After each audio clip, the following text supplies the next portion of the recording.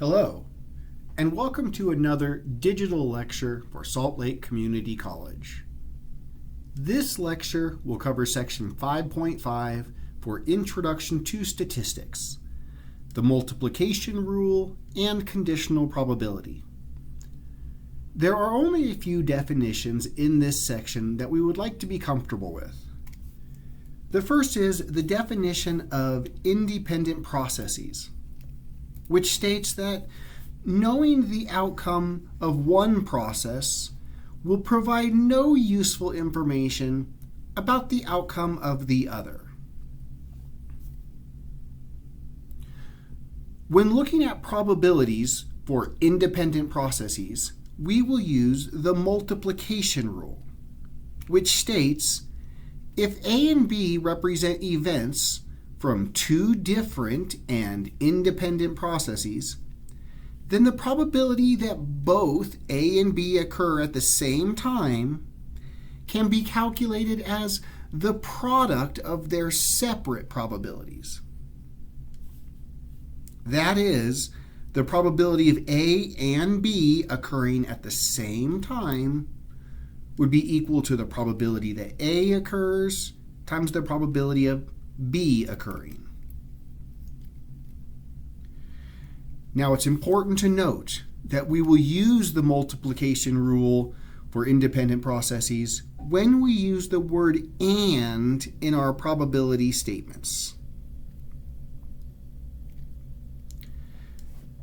Now, the multiplication rule for independent processes can be extended if there are k different events from independent processes. Then the probability that all of these will occur at the same time is the multiplication of each of their individual probabilities.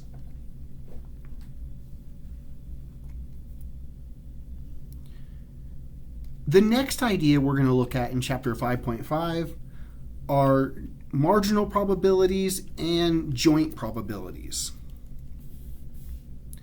A marginal probability is a probability that is based on a single variable without consideration of any other variables, while joint probabilities are the probabilities of outcomes for two or more variables or processes.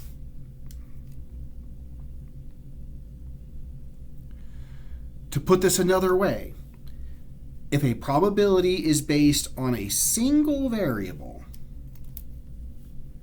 it is a marginal probability.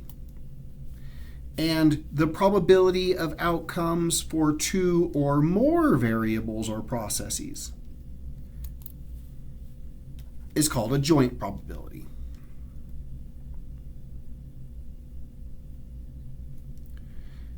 And the next idea we will look at in this video are table proportions. Table proportions are proportions computed by dividing each count in your table by the table's total. Now we are going to look at different examples and exercises to practice each of these ideas. Let's start with independent and dependent events.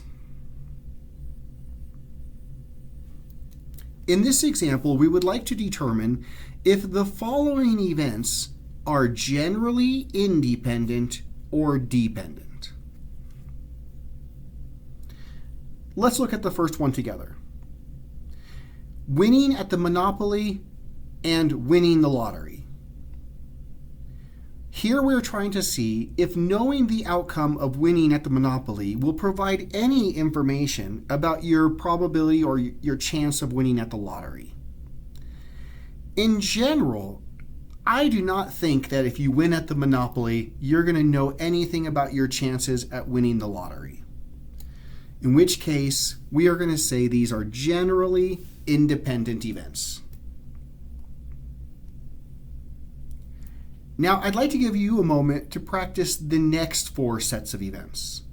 It might be a good idea to pause the video for a minute and consider whether these events are generally independent or dependent. After you've finished, unpause the video and let's see how we did. I'll see you in a minute.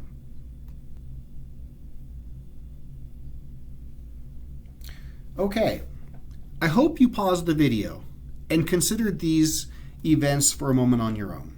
Let's compare and make sure we get the same answers. You gain weight and you eat fast food for dinner every night. I think these probabilities or these events are related. If you eat fast food for dinner every night, this could give you some information about your chances of gaining weight. And so in general, I would consider these dependent events. Speeding on the interstate, being pulled over by a police officer. I think that if you speed on the interstate, there's a pretty good chance you're going to get pulled over by a police officer. So these would be considered dependent events. Owning a dog, growing an herb garden.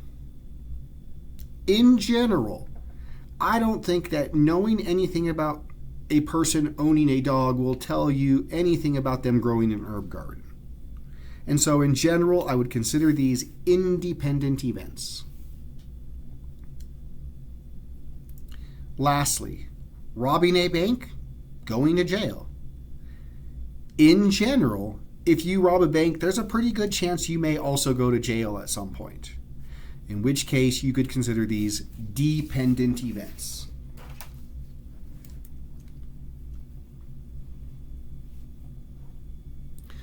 Let's look at another example.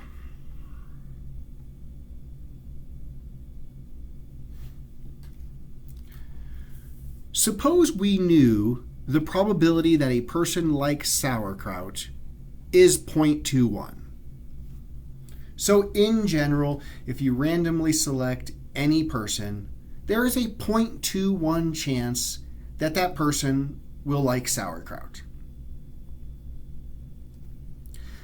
We want to consider if two randomly selected people both like sauerkraut or not. What is the probability that two randomly selected people will both like sauerkraut? I would like to reword this question using probability notation.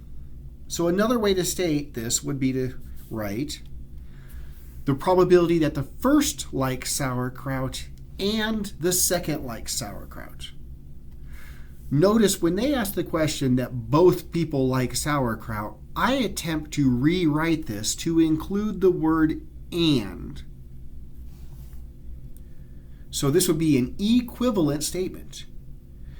Now, writing the statement like this, the probability the first likes sauerkraut and the second likes sauerkraut, makes me immediately think about the multiplication rule for probabilities.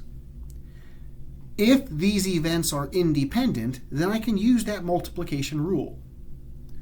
And I don't think that knowing anything about one person liking sauerkraut will tell you anything about knowing whether a second randomly selected person likes sauerkraut. In which case, I consider these events to be independent, and so the multiplication rule for independent events says this can be equal to the probability that the first person likes sauerkraut times the probability that the second person likes sauerkraut, which is going to be equal to the multiplication of these probabilities, and this will be approximately equal to 0.0441 if you round to 4 decimal places.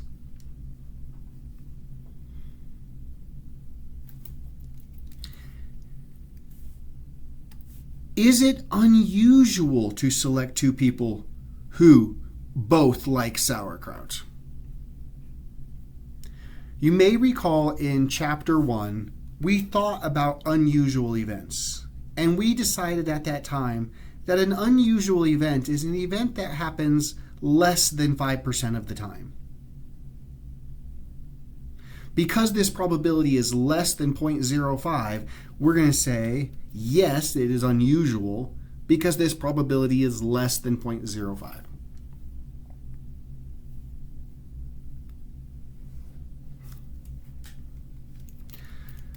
Let's look at the next part.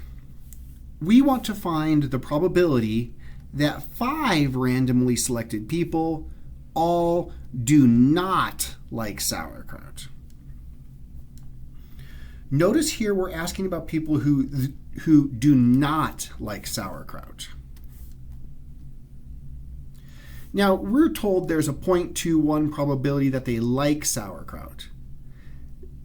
This tells us that the probability that someone does not like sauerkraut would be equal to 0.79. So in this question, we're asked, what is the probability that 5 randomly selected people all do not like sauerkraut? This can be written as the probability that all 5 do not like. Now you're going to notice many times when it's clear about the context or the question, we will write this probability statement as short as possible. Again, I think knowing that one person does not like sauerkraut does not tell you anything about whether another person does not like sauerkraut. In which case, this could be considered independent events, and so the probability could be calculated as the product of the individual probabilities. Notice that a shorter way to write this multiplication would use exponents, so 0.79 raised to the 5th, which is going to be approximately 0.3077 when you round to 4 decimal places.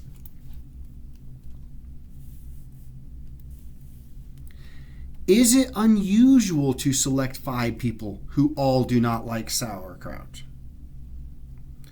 Again, we want to compare this probability to 0.05. Because this probability is greater than 0.05, we can say it's not unusual because it's greater than 0.05.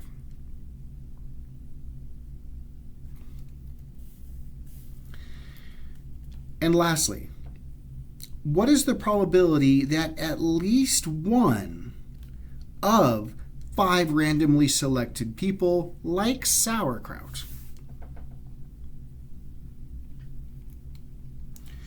Now in probability notation, I could write this a little shorter as what's the probability that at least one of 5 likes sauerkraut?